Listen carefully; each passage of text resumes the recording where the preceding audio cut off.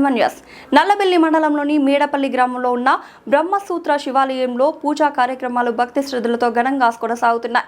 దేవాలయ అర్చకులు శివ సాంబరాజు తెలిపిన వివరాల ప్రకారం గ్రామంలో పూర్వకాలంలో లభించిన శివలింగానికి 14 సంవత్సరాల పాటు అభిషేకాలు నిర్వహించగా స్వామివారు ప్రత్యక్షమైనట్లు విశ్వాసం.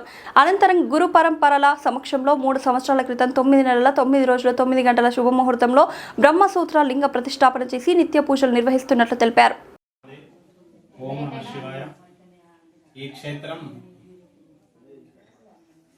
9 మార్చి 2022 నాడు ప్రతిష్ఠ చేయడం జరిగినది.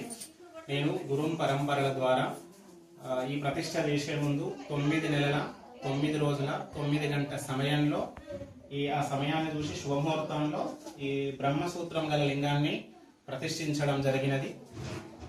తెలంగాణ రాష్ట్రం వరంగల్ జిల్లా నల్లబెల్లి మండలం మేడపల్లి గ్రామంలో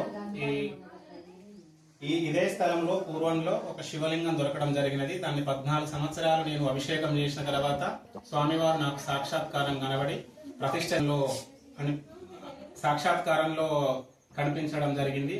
తన ప్రకారంగా ఈ శ్రీ రాజరాజేశ్వర లింగం ఈ మేడపల్లిలో ప్రతిష్ఠించడం జరిగినది. మా గురు పరంపర గారు వచ్చిన పేరు శివ సాంబరాజు గురించి యాదవ పాదాచార్య శివలింగ మఠం. ఇది మేడపల్లిలో ప్రతిష్ఠ చేయడం జరిగిందండి. అతి శక్తివంతంగా స్వామివారు బ్రహ్మసూత్రం గల స్వామివారు, కింద బ్రహ్మ, మధ్యలో విష్ణువు, యోని స్వరూపము, తర్వాత శివుడు. దీన్ని బ్రహ్మసూత్ర లింగం అంటారు.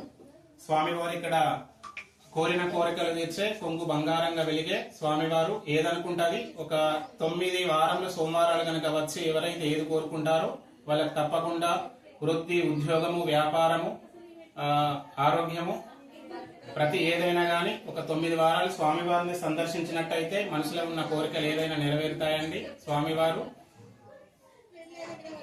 ఇప్పుడు 5 చెప్పారు కదా, బ్రహ్మసూత్రం అని అన్నారా? అంటే ఎలా బ్రహ్మసూత్రం అంటే ఎలా ఉంటుంది? మామూలు శివలింగాలు అంటే సింగిల్ స్టోన్ మీద ఉంటాయి కదా, ఇప్పుడు దీని స్పెషాలిటీ ఏంటంట? అంటే దేనికి విడిగా ఉంటదండి. అంటే కింద బేస్ తో కలిపితే 5 భాగాలుగా ఉంటది. కింది బేస్ మామూలుగా ఉంటది, తర్వాత వచ్చింది బ్రహ్మం అంటే పద్మరేఖంతో ఉంటది. పద్మరేఖంలో ఉన్నది బ్రహ్మ. తర్వాత 8 భుజములతో ఉంటాడు, అది విష్ణువు. పైన అమ్మవారి యోని స్వరూపము. తర్వాత ఉంది స్వామివారు.